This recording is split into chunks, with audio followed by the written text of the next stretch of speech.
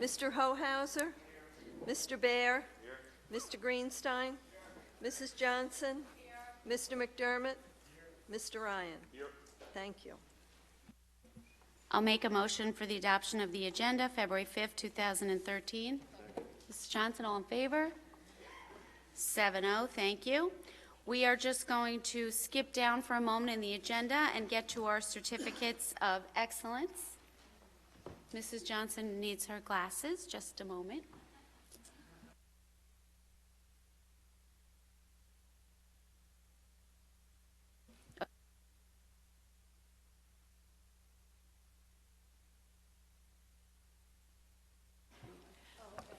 Before we give out the certificates, I'd like to ask our Athletic Director, Stephanie Joannin, to come up and just say a few words.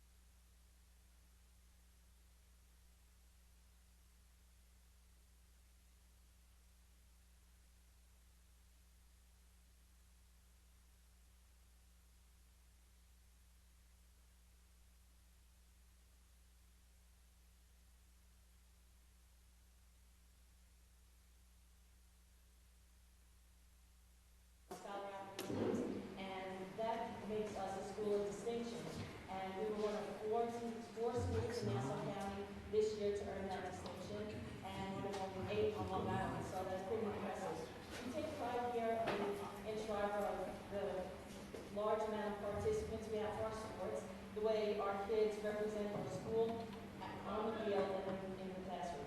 So today, one banner that does not hang right now in our gymnasium is the one we're going to recognize today with our boys varsity volleyball team. This year, by virtue of their 96.339 GPA, was named the top team scholar athlete team in New York State, and our wonderful rep.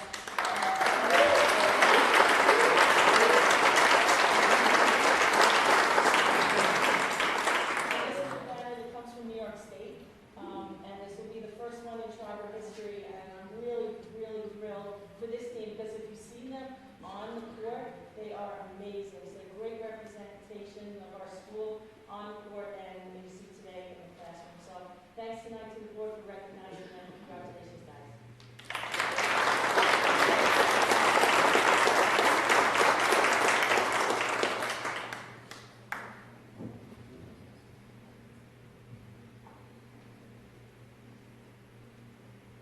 The boys varsity volleyball team has earned the title of New York State Scholar Athlete State Champions.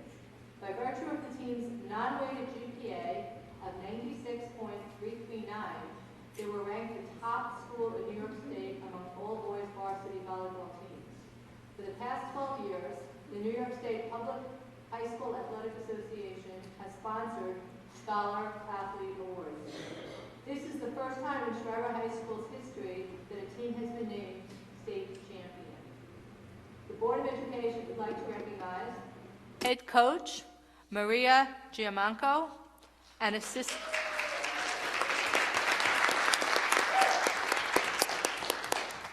assistant coach Chris Ryder.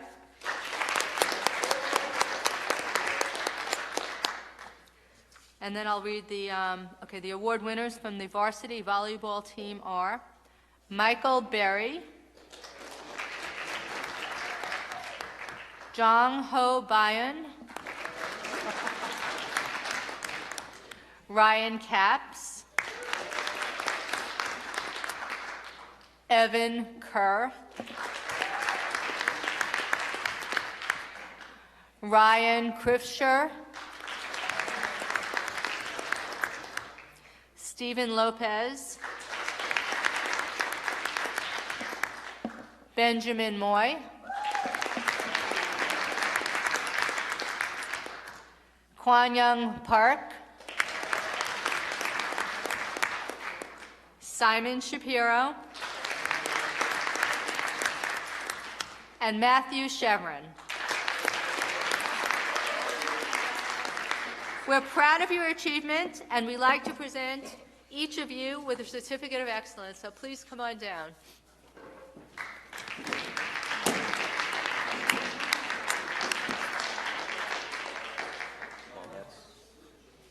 That's Maria.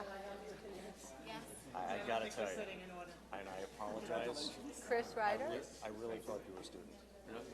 That's good. No, but now. Okay.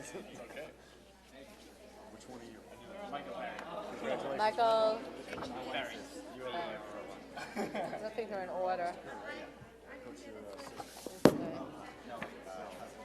Ryan Katz, Simon Kerr, Michael Berry. Thank you very much. Yes. Congratulations. And you are? Jung Ho. Moy, Simon Shapiro. Do I see him? I see Simon. Simon. Matt Chevron. Okay. Now wait, you're missing. No, I just, okay. You should go back and shake that.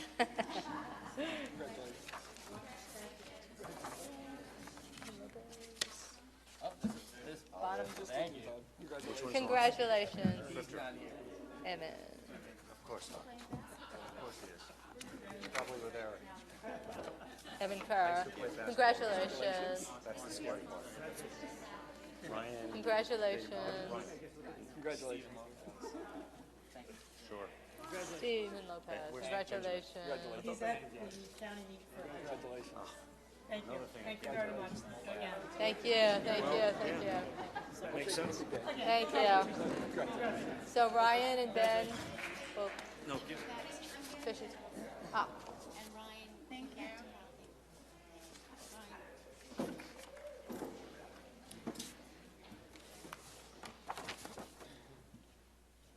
Thank you.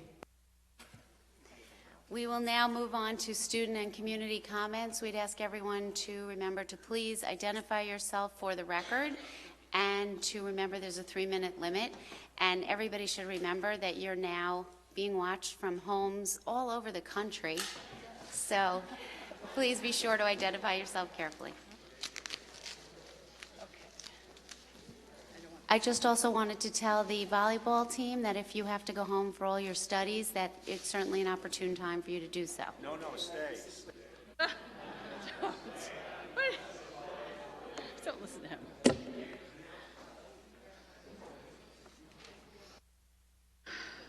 We're on TV. Good work. Am I the only comment? No. You want to go?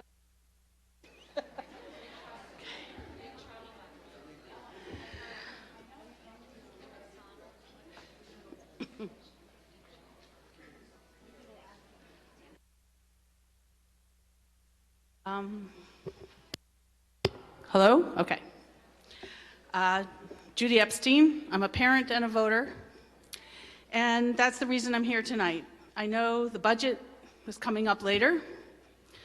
And we're all going to have a lot of very serious, big issues to contend with. So I brought you an appetizer. I'm going to start with the number of polling places we have in school elections, just the school elections. In the beginning, there was 1. Then we went to 4. I have worked at 3 of the 4. And I think that's too many. It has been explained that it doesn't mean a lot of money to the district to continue using 4 locations, and that may be, but it's surely a little bit of money could be saved, and in my opinion, what's more important, a lot of confusion. Every year, in spite of tremendous efforts on the part of the district and that little gizmo on the website, you type in your address and you're told where to go. Even so, I've been working at different polling places and there is still confusion every time, and weird kinds of confusion. People think they go, that if they haven't voted in a few years, oh, I'll go to the school where my kid used to go. That's usually the wrong school, but not always. People go to the one where they remember voting. That's not always the right one. And trying to get people to the right one when they're at the wrong one, somebody has to consult the book. and then tell them how to get there. And when I was at Sousa, trying to explain to people how to get to Salem, we looked at each other and said, forget it. My priority, of course, I have a preference how I would like people to vote when they get to the poll. But more important to me is that people get their chance to vote. And I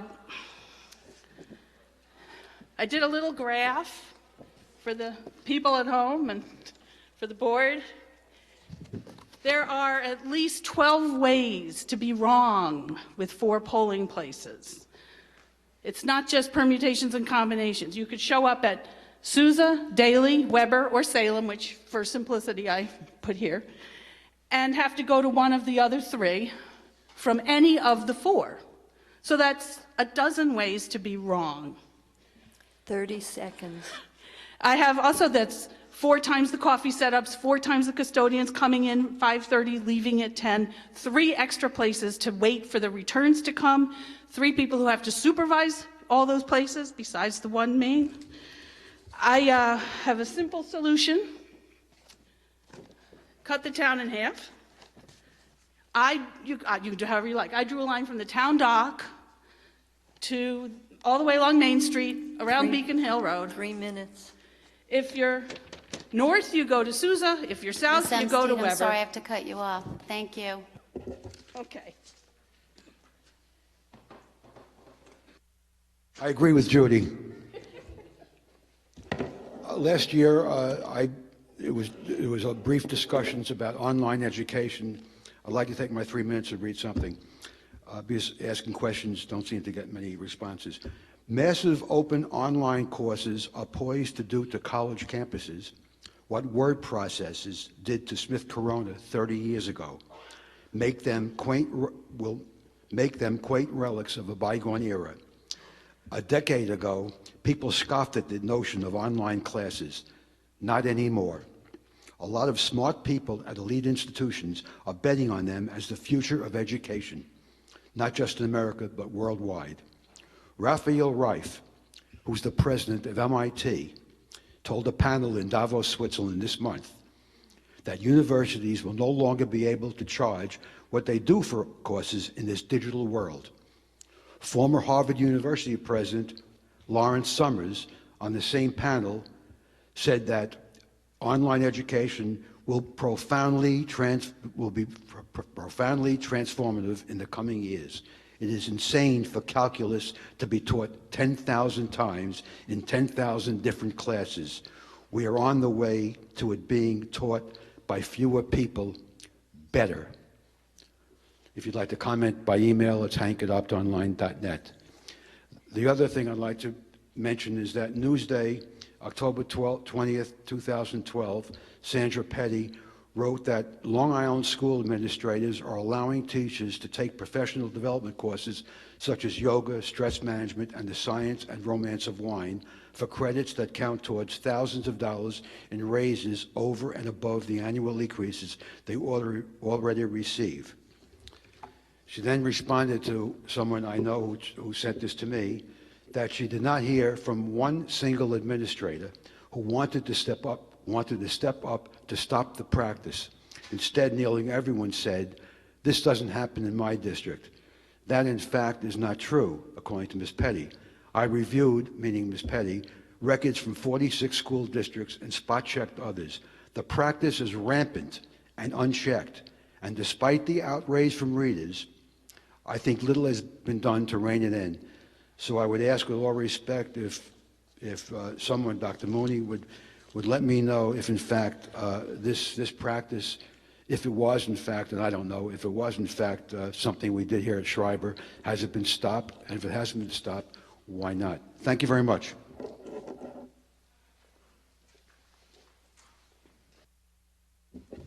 Wandell Thomas, President of Hands of Change of Civic Association. I have 2 questions for the board tonight. It appears that the district is in a financial budget crisis at this time. So I want to know, instead of balancing the budget on the backs of taxpayers and the students, why don't the district put a cap on salary increases for your top administrators, starting from the top, which would mean superintendent as well as the assistant superintendents?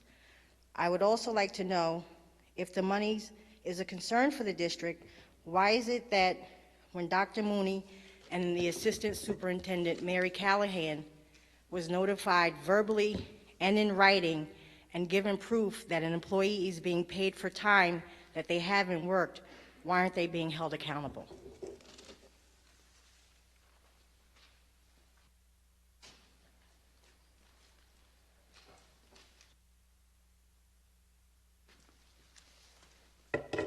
My name is Peter Zorskis. I'm a resident of the district. I live in Manor I've worked for the Nassau County Sheriff's Department for 28 years. I was a correctional officer and a member of the crisis intervention team. I was a hostage negotiator for 10 years. I was in attendance at your last meeting when Dave Miller gave his outline of security measures the school was looking into. I would like to point out to the board that cameras are for gathering evidence after the fact. Better scanners are good, but the person would have already gained entrance or access to a school. Panic buttons after the fact. Person is already in the school when your panic button is pressed. Keep in mind the people committing these acts of violence are mentally ill, and the best deterrent is that of a physical presence. A person in a security uniform at every school.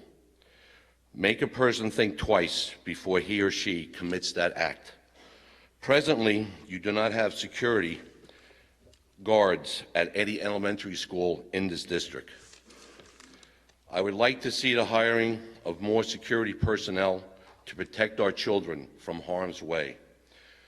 This is a proven fact. New York City Police Department, when the threat of terrorism increases, they increase the presence of police officers. You see this in Penn Station, Grand Central Station, Wall Street, and throughout New York City. Why? Because they want the people to think twice before they act. It's a deterrent. Another recommendation, best people to hire for security in your school district, and these people are already trained, are correctional officers, sheriffs, and police officers who are retired. Training an individual who is a teacher to do an act or do the duty of a police officer who's done it for over 20 years in his career is a little ridiculous in my opinion. These people also would be a bargain because you would be paying just a salary. There's no pension payment or health benefit payment to the district. Thank you.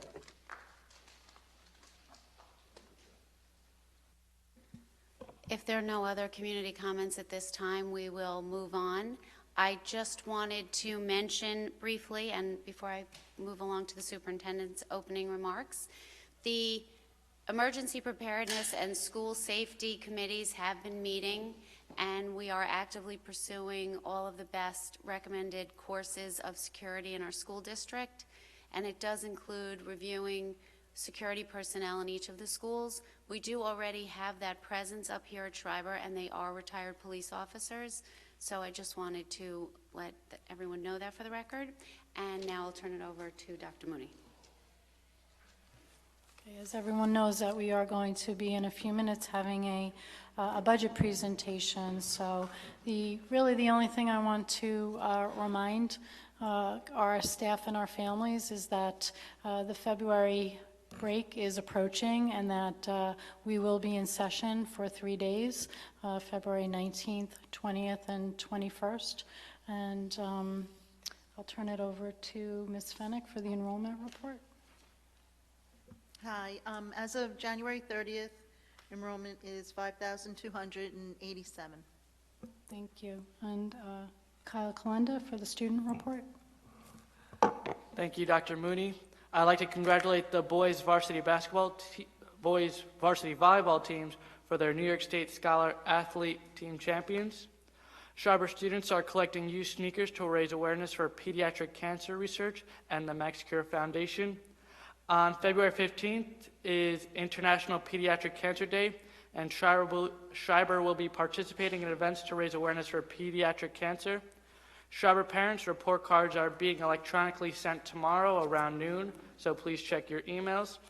February is Black History Month. On February 13th, the Mayhem Poets will be at Schreiber for an assembly for Black History Month. They are not here to create mayhem in the schools. And boys basketballs will be in the playoffs. The game will be next Thursday. Check the athletic page for time and location. Port Washington is sending 5 athletes to county champions this Friday at Hofstra for wrestling. We are also sending 2 girls gymnasts to county champions this Wednesday at Bethpage. And both indoor track teams are going to conference championships this weekend at St. Anthony's.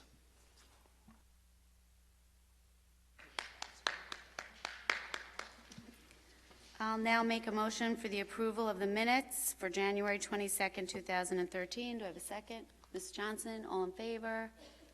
7-0, thank you. And we'll go to the discussion item. Dr. Mooney?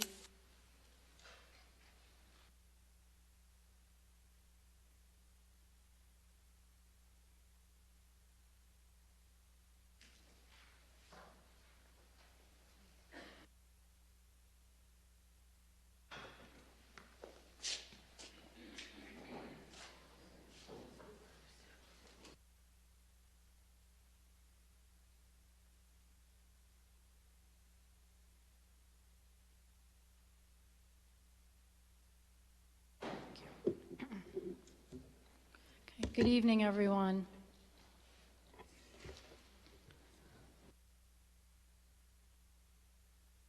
Mary Callahan and I are going to go over an initial budget presentation this evening.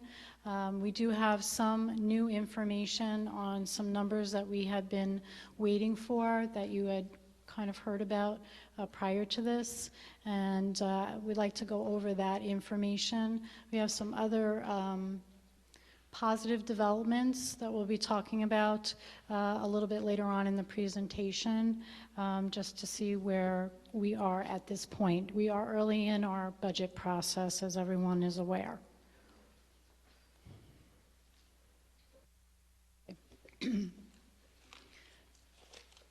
Our initial budget for 2013-14 would be at $142,145,768,000. And that number reflects all of our contractual obligations, plus all the requests from the administration as to what they feel that we would need.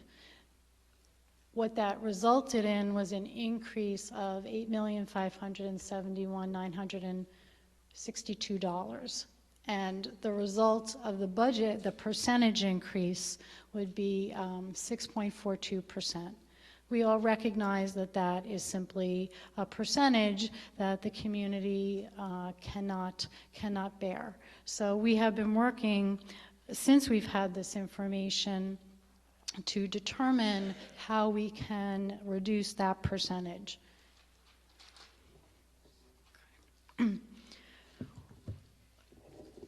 The budget is a balance of give and take, and there really are some areas that we need to increase in order to fulfill and progress and move forward. And for some of these places, the first one speaks to our curriculum area and our technology area. So we have proposed an increase of $525,000 in that area. $125,000 of that would be allocated towards the curriculum in order to put in some new programs, look at some places where we need to strengthen ourselves to be prepared to deliver the Common Core standards, particularly right now in the area of math. That is a top priority for us, but there are other areas as well. In addition to that, we do have costs associated with the APPR. There are training costs, there are other costs for the evaluation process that we do have to account for. Again, another unfunded state mandate.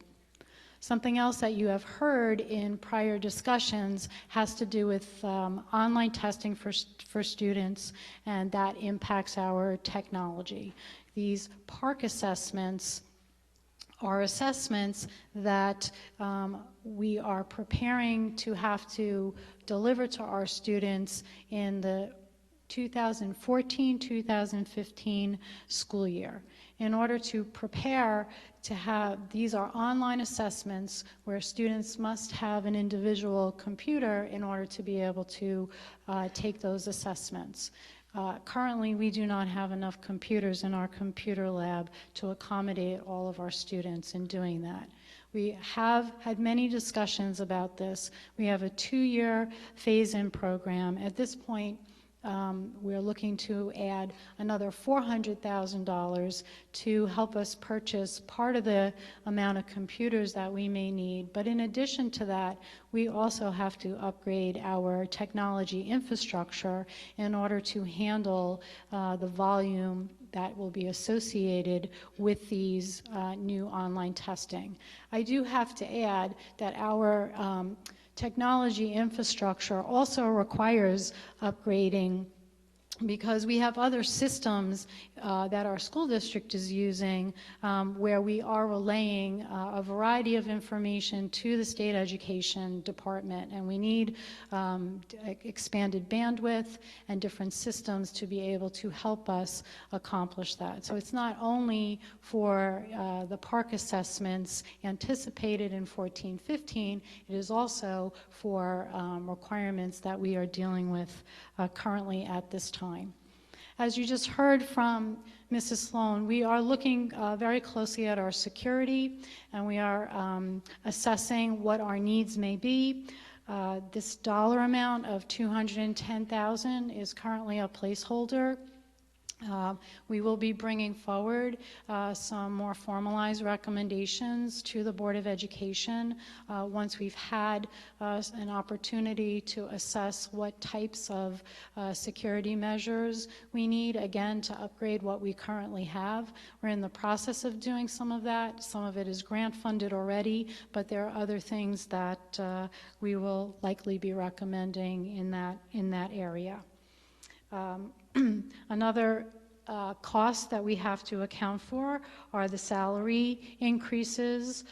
These are based on the contractual agreements with all of our bargaining units. For those who may have a contract that has ended or is ending at the end of this school year, it does include step increases if there are steps. It also does include for our non-aligned staff as well.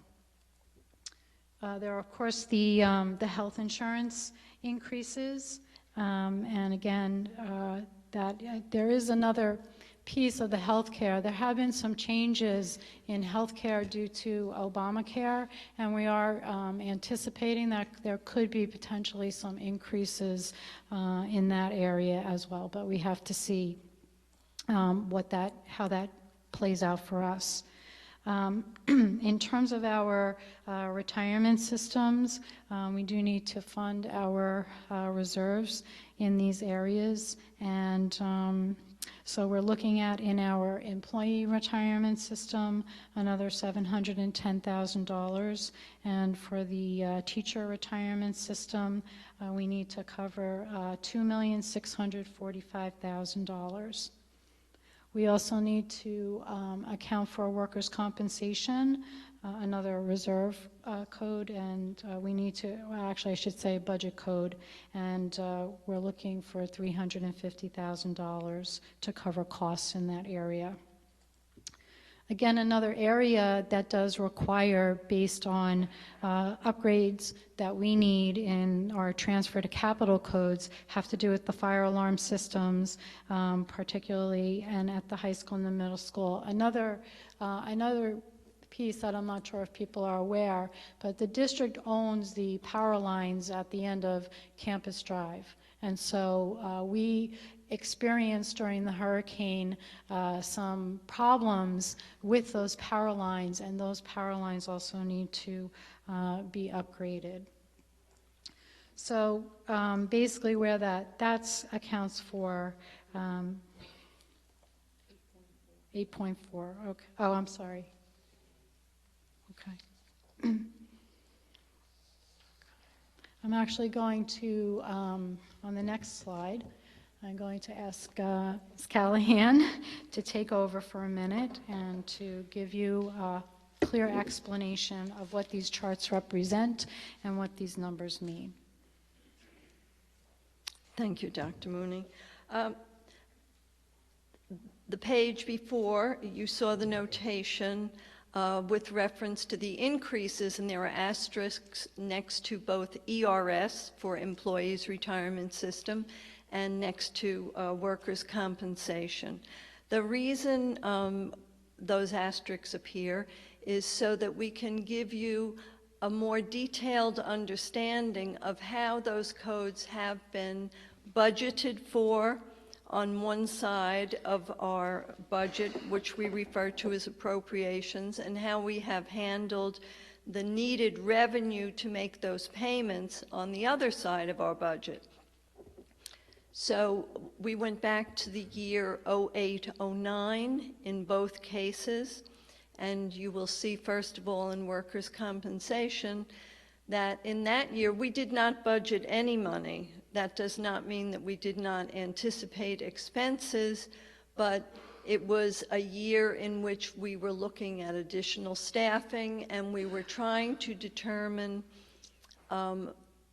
optimal ways of having class sizes as we wished them to be. Both workers' compensation and the employees' retirement system are two areas where the state education department does allow for reserves to be established. So in the years where you see zeros budgeted, we still had to pay the bills for those obligations for workers' compensation and payment to the retirement system. The payments did come from the reserves that the district had established, and P.S. on February 26th, one of the pieces of the next presentation will show the board and the community where we stand right now with our reserves and our unassigned fund balance, and where we expect our expenditures to be as of June 30th this year, in an attempt to make an estimate on how we can put some monies back into our reserves to make up for the dollars taken out each of these years to make payments. For those of you who have not been with us before, the employees' retirement system and the teachers' retirement system, these pension funds are based on the health of the investments of those organizations in order to make payments to their retirees, and districts are given actuarial calculations as to what their obligation will be.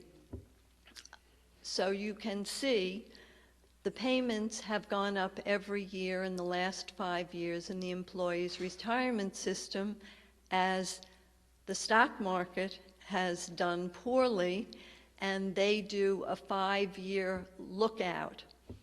So in this current budget that we're in right now, we did budget $1.4 million in an attempt to start to bring that appropriation line up to its full amount.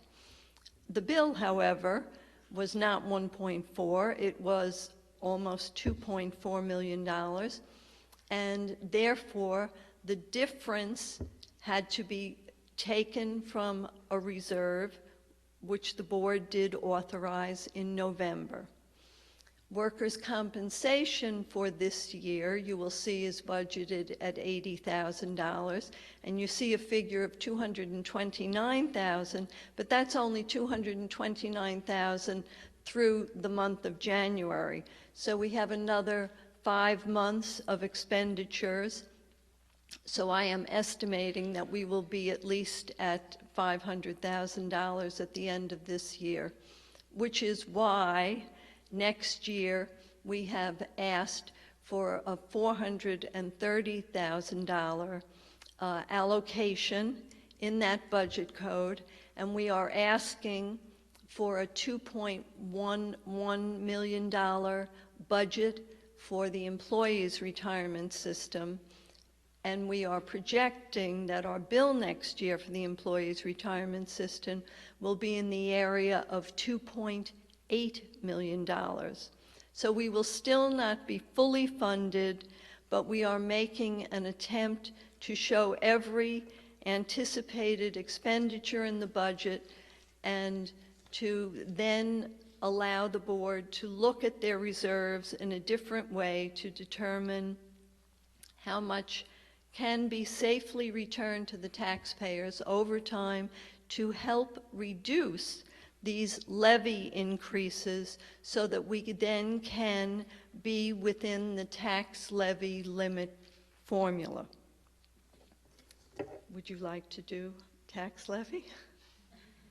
Okay, I'll do tax levy.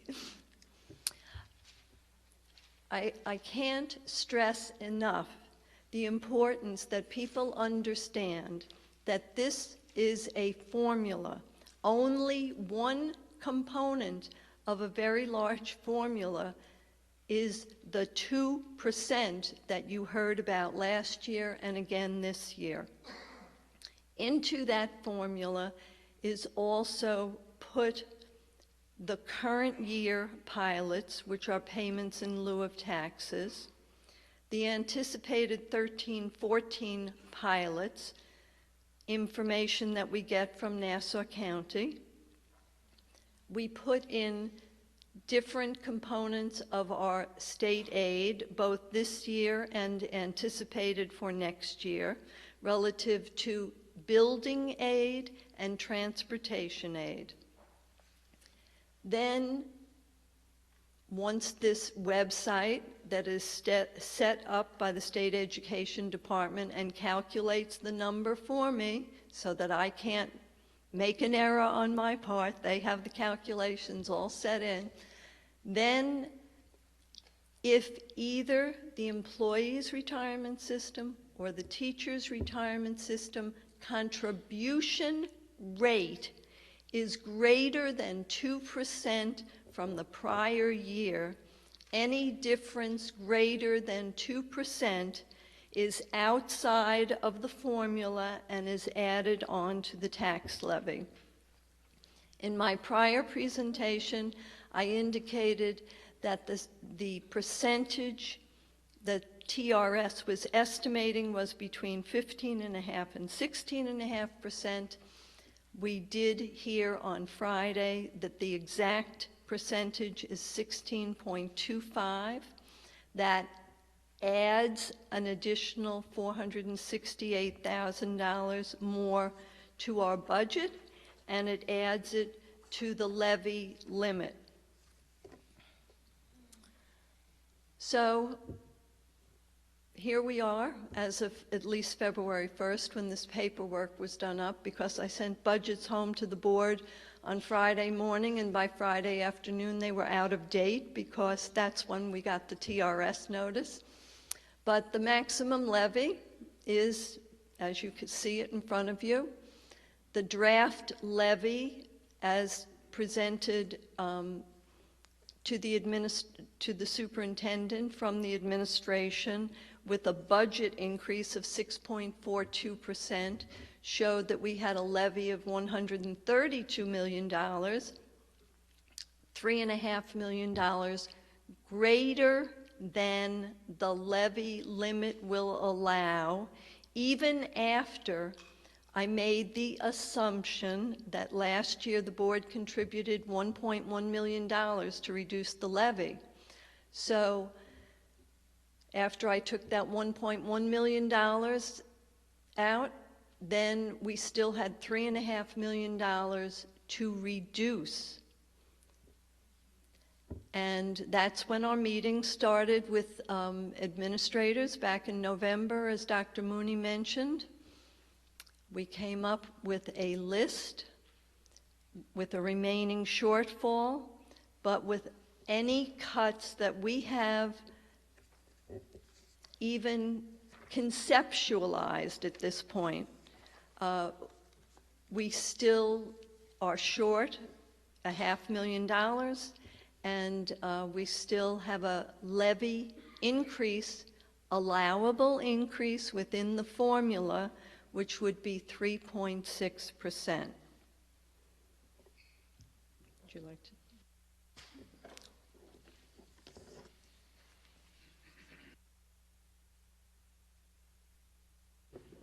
I just want to talk about a little bit the $3 million in proposed cuts that were determined by the administrative team. This was an extremely difficult process, and it is something that we have worked on for the last 2 months or so. And it is very, very hard to sit down and talk about programming cuts and staffing cuts when we know that there are so many more wonderful things that we want to do, not to just maintain the quality of education in our school district, but to advance it. So we've been given a very, very difficult task, and we have to counterbalance some of it with some of the add-ins that I had spoken about earlier, because there are other mandates that we need to address moving forward.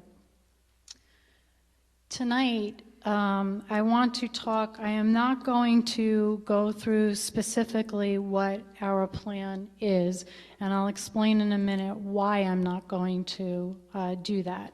However, the $3 million in cuts that the administrative team worked through does include a reduction of 21.6 teachers. This number does not include, at the moment, the positions we hope to save through teacher retirements. We did have an early notification incentive with the teachers. That deadline was last Thursday. We did receive 13 teacher retirements through that process, and so we are currently evaluating, based on our proposed plan, positions that could be attritioned and those that need to be replaced. There are some positions that are mandated positions some of our teachers are retiring from that will require replacement.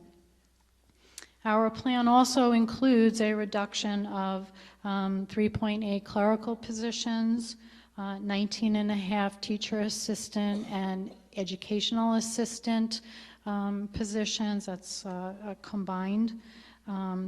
We are reducing our attritioning a buildings and grounds position. That's actually already occurred due to our retirement. In all of these areas, I do want to add that where we can reduce requirements or we can reduce positions due to retirements, I should say, that's what we have been doing.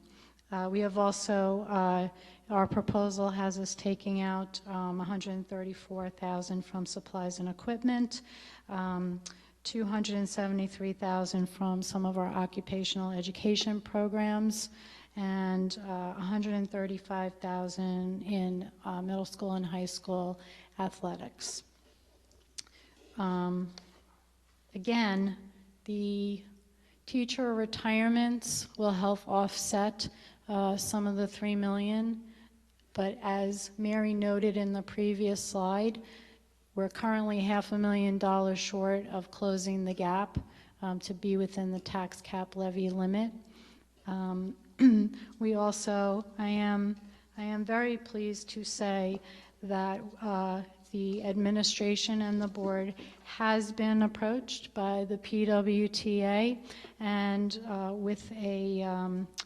with a proposal, and this is under extremely serious consideration, and therefore it did not seem to be the most prudent thing to do to put out the cuts that we are proposing at this time, because if we can look at what we would gain from retirements and a possible agreement, we hope to mitigate some of the costs that some of the cuts, I should say again, as that we are proposing.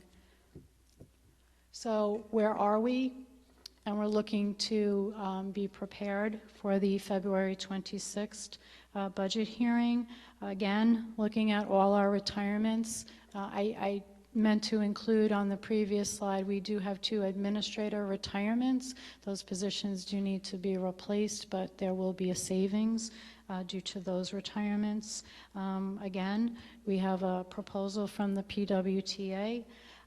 We still need to review fund balance and revenues and whether those are places that could also help offset the gap. And then finally see where we are with our 2012-2013 expenditures. So this is our current status, and we will of course take questions from the Board of Education. Thank you.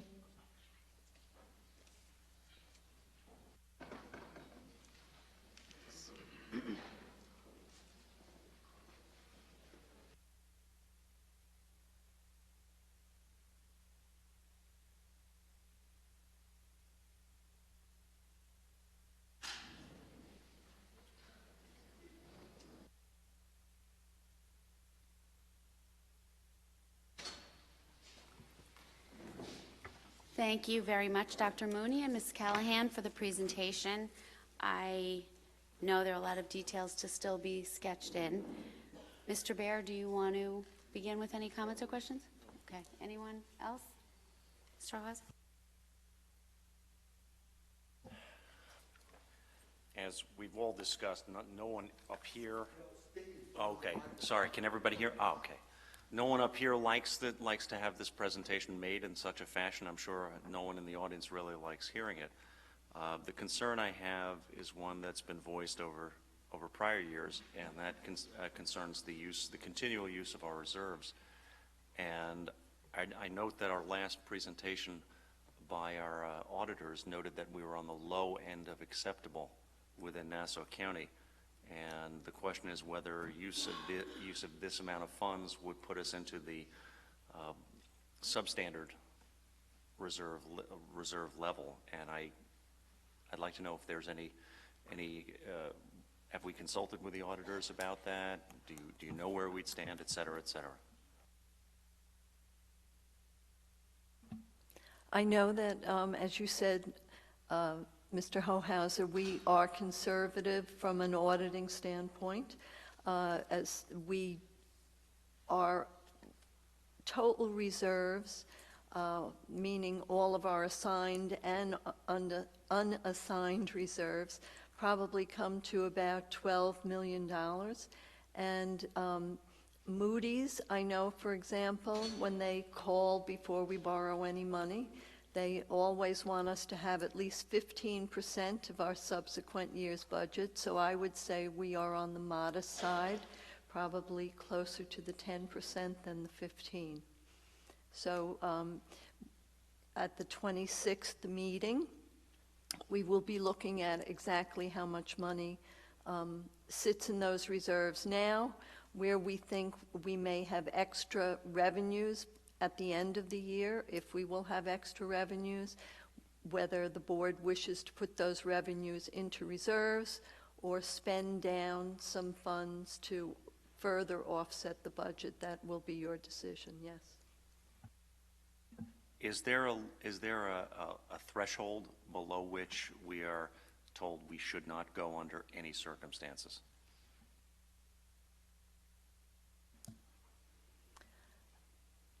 I can't say that there is a threshold against which we should not go further, but we are told that our unassigned fund balance can be 4% of our subsequent year's budget, which for us, we're probably at about 3% rather than 4%, and that would mean another 1.3 million just in our unassigned. Generally, your assigned reserves, such as ERS and workers' compensation, the auditors like to verify what your ongoing exposure is to assure that you have funds in those reserves for at least several years. But certainly, the danger is to each individual school district to manage their monies wisely. And at this point, the transfer from reserves that's anticipated, I'm not saying it's set in stone, obviously not, would that be coming from unassigned, or would that be coming from an assigned reserve, designated reserve? That again would be a board decision based on anticipated expenditures in either of our two assigned reserves, workers' comp and ERS, or the unassigned monies that are available for you at any time.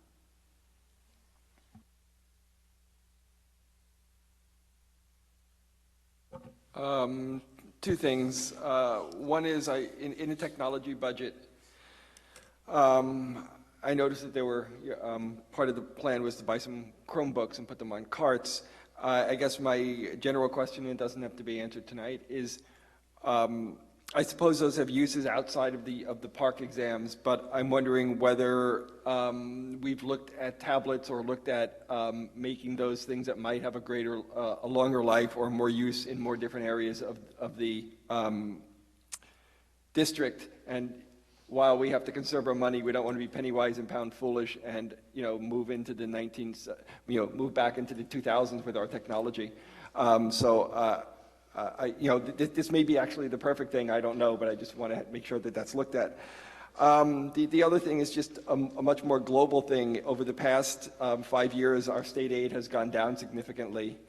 Our budgets have gone up an average of 2.8%, but we've lost $4 million in state aid over 5 years in different categories, which is one of the reasons we start using our fund balance, is to try to make up for some of that. But there are districts on Long Island this year that are looking at educational insolvency. They're looking at, if they stay within the cap, they cannot provide the services that New York State requires them to provide. And we're certainly not there. We're in better shape than some districts are, but we have to be also looking at our long-term prospects. How long can we fend this off? We know that our expenses are going to be increasing by more than 2% a year for the foreseeable future.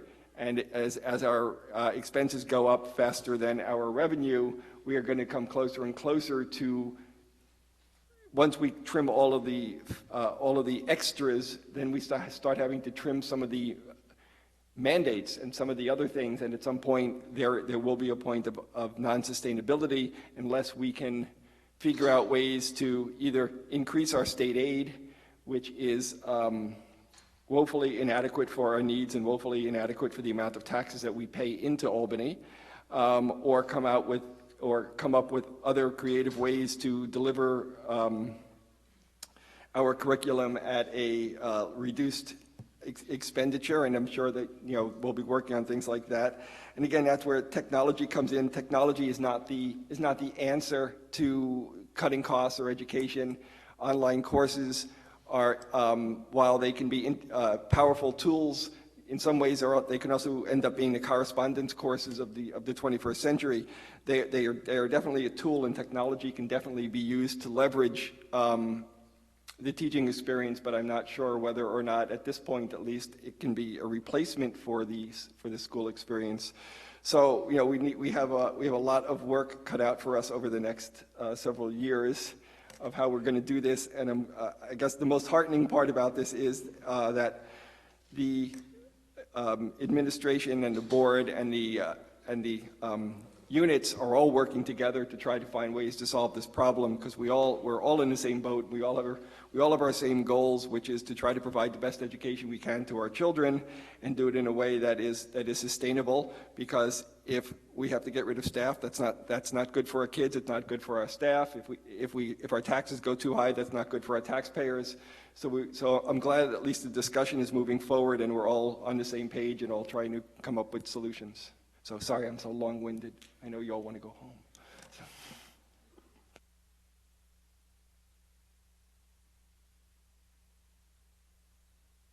Okay.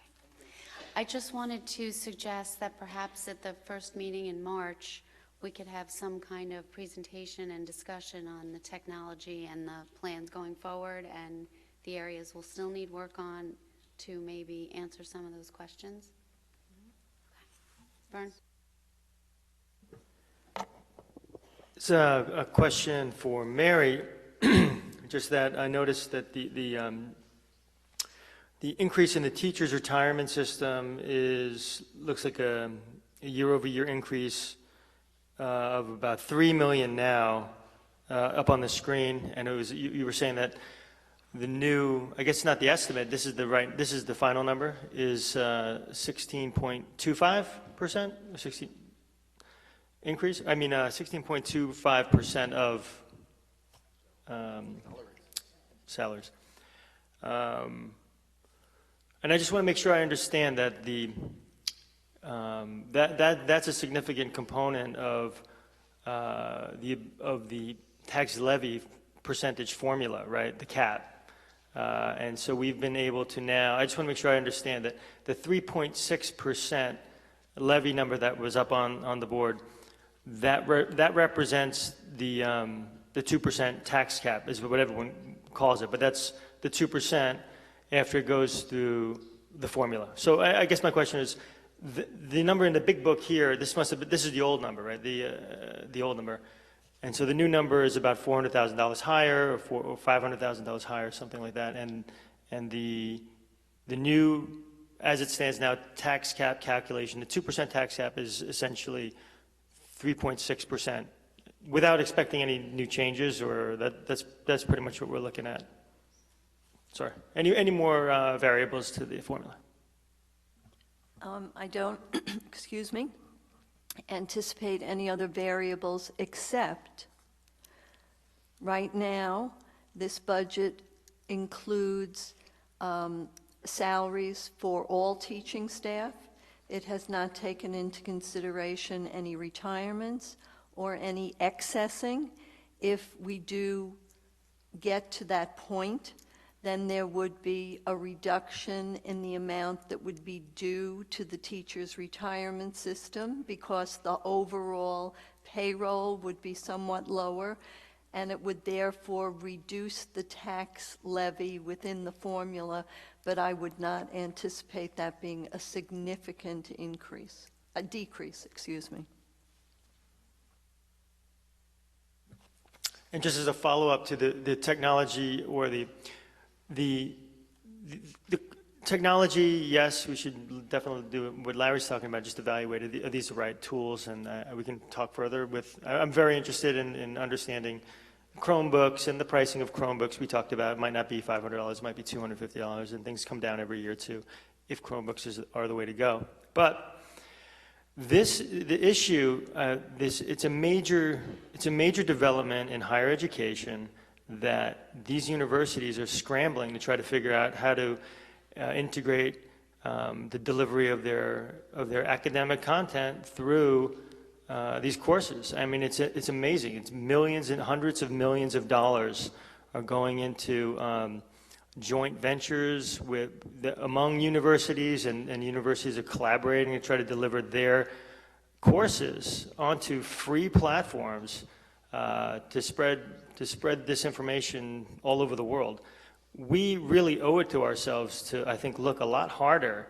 Right now is the time, I think, that it's all developing. I mean, you know, you hear of one situation after another. The one that I laugh about, but just made me laugh there, was the University of Virginia had a big issue with their trustees over the president. They were really concerned about the direction of the university as it relates, or the vision of the university professor as it relates to delivering education. And again, I'm having a hard time explaining it, because I think everyone's having a hard time figuring out exactly the right way to go. We should be figuring out. I feel like this year it's been rough because we haven't had a lot of discussion in the curriculum committee about this, but I think this has to be something that we dig into, at least in the second half of the year, as best we can, with the curriculum committee, with the association, Teachers Association, about what are the possibilities. We want to try to get an understanding on what we're delivering our graduates into. Can we help these kids who are trying to get into competitive colleges put on their resumes that they took one of these competitive courses online and did well, one of 20,000 kids. Can we help our kids get more involved with what's going on at the places that they're going to be going to? I know from an application point of view, if I took a course at, let's say, the college I wanted to get into, and if I knew that that college were taking their online programs very seriously, for instance, comparing it to, a correspondence course, or if I knew that the place that I wanted to go to valued it highly and was putting a lot of money into it, and I went and I took a course there, an introductory course, and I got an A, and I put that on my college application to them, and I can sit down with my interviewer there and say, I took this course and I got an A, and everyone at that college would know what that is worth. They would know, and that can be going on for all of our kids, and I think all I'm saying is that from a curriculum committee perspective, we should really be digging into this, at least in the second half of the year, if it's possible, to try to figure out ways that we can at least have an opinion on where we stand on using this technology. Thanks.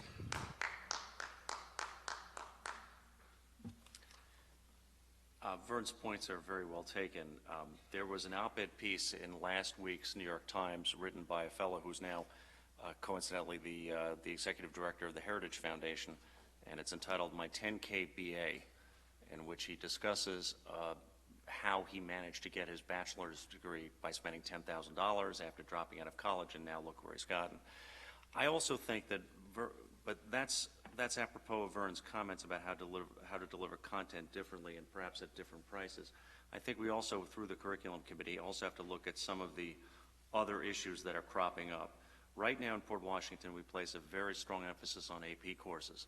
Now, many people may have seen in the last couple of weeks, various institutions, including some of the more competitive colleges, are now refusing to give students credit at all for taking and passing AP exams. Dartmouth is one in particular. They found that 90% of the students who came in with AP credit in one particular course failed the Dartmouth Basic Competency Exam. So this is one issue that I think we should be looking at. Larry, in regard to a comment you made, I don't think we're going to be getting any more state aid. I think we have to brace for the possibility. I think we have to brace. Sorry, I think we have to brace. I usually look at the people. And I apologize if anybody hasn't heard me. I think we have to brace for the prospect of getting less state aid in the next couple of years, not more. So I think we have to not only address how to increase, but on a more basic level, try to fight to maintain what we have. So I think those are just a couple of random thoughts that I'd like to introduce into the curriculum committee meetings as it pertains to budgetary discussions. Thanks.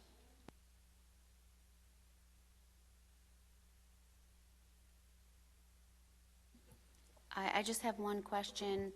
Also, along with technology, with security, do you think we will have firmer recommendations from the various committees before we have to ratify the budget to have a firmer idea of the recommendations and what the cost would be for them for next year?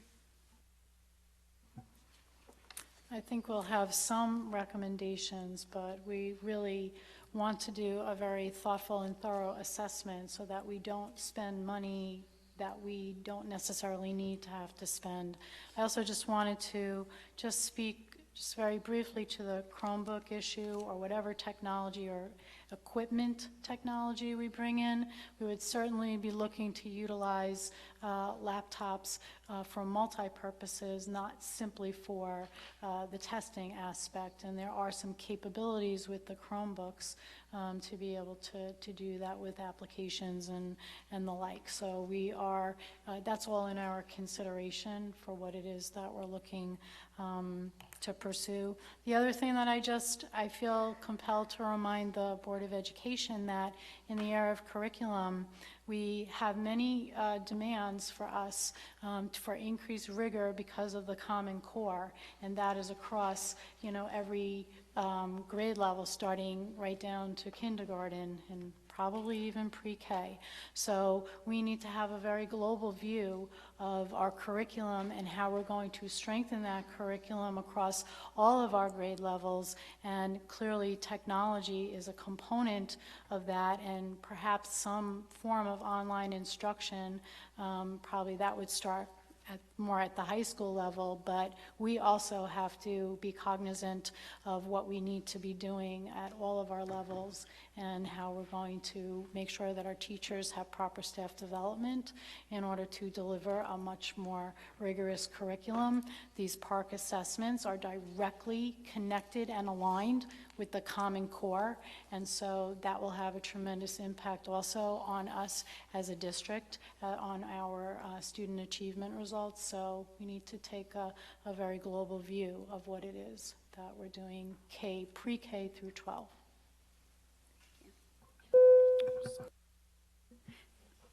Vernon? Kathy, I just want to understand, when you say a global view, do you mean global in terms of our school system, like throughout the grades? Gotcha. Okay, I believe that closes out our discussion for this evening, and now we'll go to committee reports. Policy and Personnel, I don't believe you've met since the last meeting. We have not met since the last meeting, but there will be a Policy and Personnel meeting this coming Friday, 8:30. We will be discussing the social networking policy issues, and we'll also revisit some of the issues that came up last time on the class size policy, as well as a couple of points that were made by the community on the the directory, the directory, and using electronic email, etc. Budget and Facilities, Mr. Bear? We met this past Thursday, had an interesting discussion on a couple points. We covered some of the revenue we had collected on the facility fees, which for the first half of the year totaled about $22,000, $23,000. And we are presently in the process of billing for winter usage to offset some of the custodial overtime we have for opening the buildings. We will go through a second round of billing for that when we get to the spring. So we're pretty much on track there. And then we touched on a number of the budget items that were raised tonight, and we'll continue to do that. We had originally planned to have a meeting on the 11th, but based on the information that was developed this week already, actually Friday, Monday, and today, it seems prudent that we just have the meeting on the 25th at 8:30 at Daily, which would be more reflective of what will take place over the next couple weeks as far as discussions that are taking place.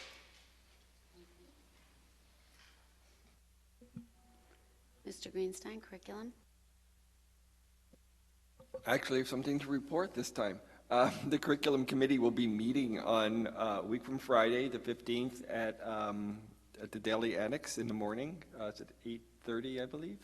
And Dr. Mooney will be there to basically give us an overview of what curriculum the direction we're going, what we've been doing, where we're going, sort of, to quote the former president, that vision thing. And so anyway, it should be a good meeting, should get us on track, and then we can start to address a lot of these issues that my fellow board members have brought up. And so anyway, anybody who wants to be there, unfortunately, I don't think it will be streamed, so if you want to be there, you have to come. Okay, I'll move to the action items. I'll make a motion for item A1, A, and B. Do I have a second? Strohauser? Any discussion? All in favor? 7-0. Thank you. Old business. Oh, yes. I just, I know time is flying and we're coming into the summer months, and The community last May approved 4 new roofs for our schools. So I think very quickly we're going to be upon the season. And I know we have an exceptional clerk of the works company that we hired. And I know they're devising the plans now and they're going out in the bidding process, et cetera. But at some point when they get closer to some sort of game plan or whatever it is, if they could either update the public or update the board, in public just for a couple of minutes. I think there'll be a million questions over the summer as to what's going on, so maybe the information can get out a little ahead of time. Thank you. That's a good suggestion. Maybe, Mary, you can coordinate? Thank you. New business. Oh. Just earlier tonight, if I'm understanding it, Dr. Mooney, you had said that based on the new regents' schedule, the next school year may go all the way through June 27th. It will go through, yes. And I think that that's something that the earlier we let the community know, the better, only because I don't know about camps and people leaving town, but historically it's never gone that late as far as I know in the month, and that it now appears for 2014 June, we will go all the way to June 27th as the last day of school, which for planning purposes and for parents talking to camps already that their kids go to who historically left that third weekend in June, they may want to start campaigning already to have camp dates adjusted so that kids are here for testing and for school, in fact, those last 5 days. We know for certain that for the 2013-2014 school year that the Regents exams will go through the last week in June. So our last day of school will be on June 27th. I can't say for certain for the 2014-2015 school year, but I suppose people might want to anticipate that this may be a new direction that the State Education Department is moving in terms of the Regents exams. So. Any other new business? We will now move to the community comments. Second opportunity for the community to be heard.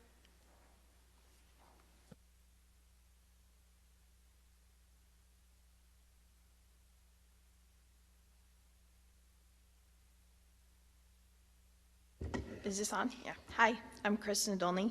I'm a parent of a Salem and Weber student. I also happen to be an HSA president, but I'm not here on that behalf. I am not up here saying I totally support increased taxes. New York is a very taxing state. However, I do believe you get what you pay for. This is what my tax cap has given me so far: an increased class size, half-time librarians, less TAs and EAs to watch over the elementary school kids. My elementary school kid has never experienced an after-school club.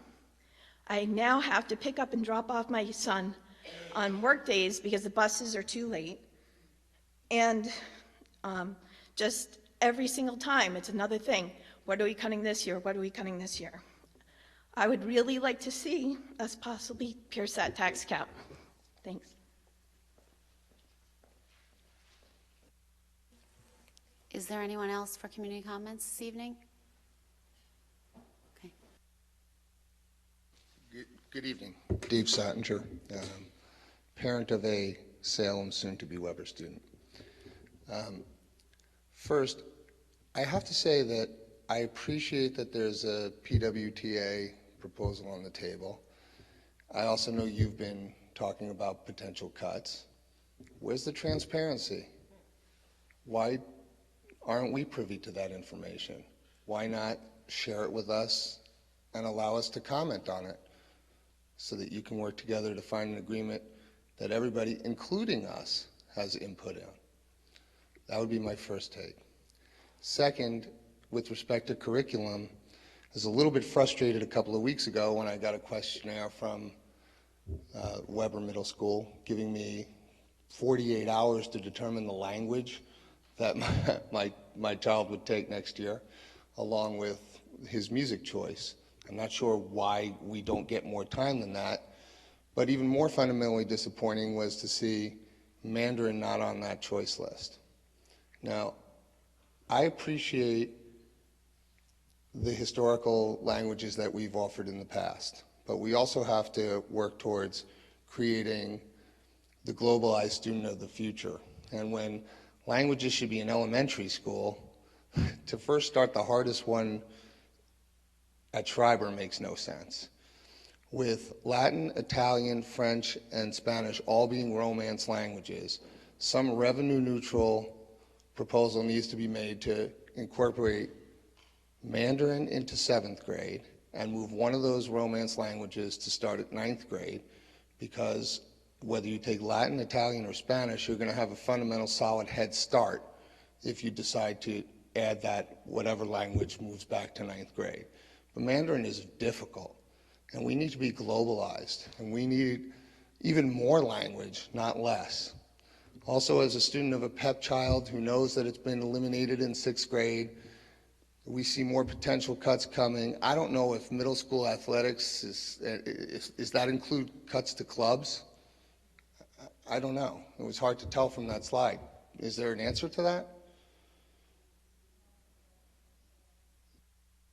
Not at this time, and we don't have question and answer. We just have community comments. Well, I'll say this. Last year, we cut curriculum and we left a lot of money in clubs. Those clubs have the ability to raise some funds themselves.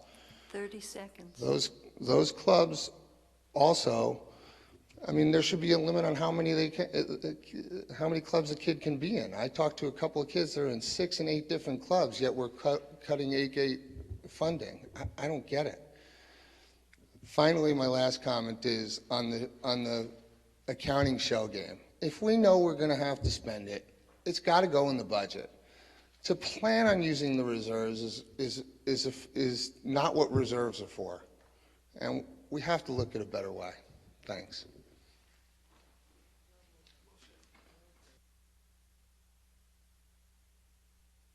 I also lament what the lady said a few minutes ago, that for the last several years we've seen programs cut, kids getting hurt, and other people being rewarded. This is my night for not talking extemporaneously, but reading material, because I'm trying to really educate myself and help you guys cooperatively. This is from the Washington Post. I'm talking about, and by the way, Vernon, I commend you on the remarks you made tonight. It was spot on. This is from the Washington Post. Since the internet hit the big time in mid-1990s, Amazon and eBay have changed the way we shop. Google has revolutionized the way we find information. Facebook has superseded other ways to keep track of friends, and iTunes has altered how we consume music. But kids remain stuck in analog schools.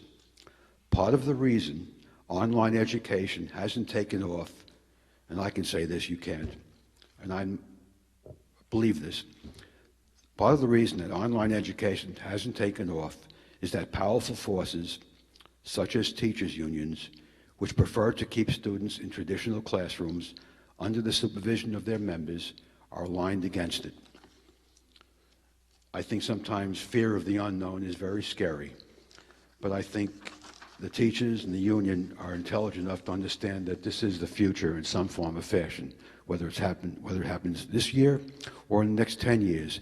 This is going to happen. This is going to be part of the educational process, online education. In the 2010 annual letter from his foundation, the biggest in the United States with $33 billion in endowment, a fellow named Bill Gates listed online education as one of his top priorities. I put together a few notes quickly in no particular order, and forgive me for not being totally coherent, but this gentleman mentioned Mandarin. Now, I'm not an educator, I'm not an online expert, I'm in the internet marketing business. Mandarin is, by the way, Gong Hai Fa Choi, that's Mandarin for Happy New Year. We should put together, perhaps the curriculum committee, in concert with the teachers, with the union representatives, put together the pros and cons of online education. We should talk to some of the teachers. When I say we, I'm talking about you or whoever. Talk to the teachers, perhaps union leaders, 30 seconds. and determine what issues they have, what fears they have, and let's see if we can overcome these concerns and fears. In the words of a former superintendent, we have been, and I believe it, I believe it to be true as we speak, we've been a powerhouse school district. Let's continue to be a powerhouse district. Let's be leaders, not followers. Thank you.